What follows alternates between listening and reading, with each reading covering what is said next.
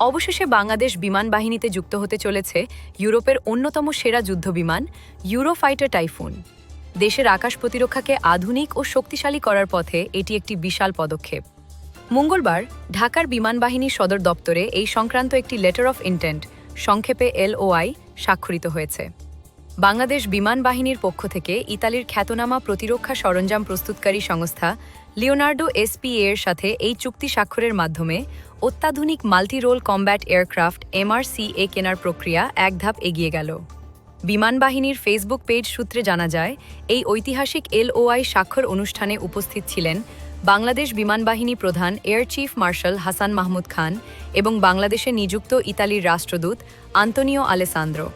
এছাড়াও সশস্ত্র বাহিনী বিভাগের principal staff officer lieutenant general SM Kamrul Ahsan সহ দুই দেশের উচ্চপদস্থ কর্মকর্তারা এই অনুষ্ঠানে যোগ দেন। বিমান বাহিনীর বিবৃতি